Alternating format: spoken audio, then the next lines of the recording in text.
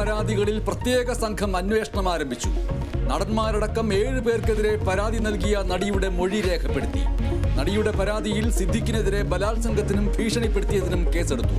Shooting സെറ്റിൽ നടൻ കടന്നുപിടിച്ചു എന്ന പരാതിയിൽ യുവതി അന്വേഷണ സംഘത്തിന് മൊഴി നൽകി. വിവാദങ്ങൾക്ക് പിന്നാലെ ചലച്ചിത്ര നയരൂപീകരണ സമിതി അംഗത്വം മുകേഷ് MLA ഒഴിഞ്ഞേക്കും. സമിതിയിൽ നിന്ന് രാജി ആവശ്യപ്പെട്ട് CPIM.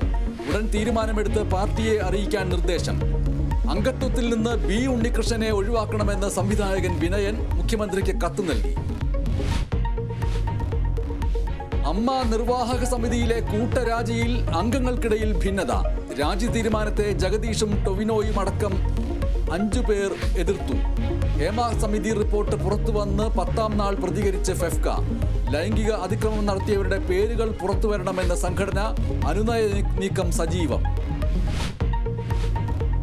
ശിരൂരിൽ മണ്ണിടിച്ചിലിൽ കാണാതായ അർജുനായി കുടുംബം കർണാടകയിലേക്ക്.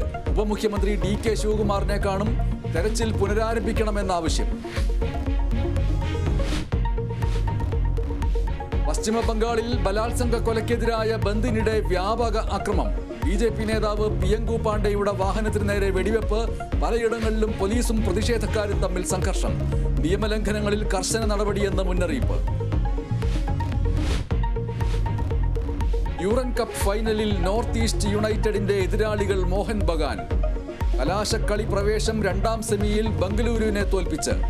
കലാശപ്പോരാട്ടം ശനിയാഴ്ച കൊൽക്കത്തയിൽ.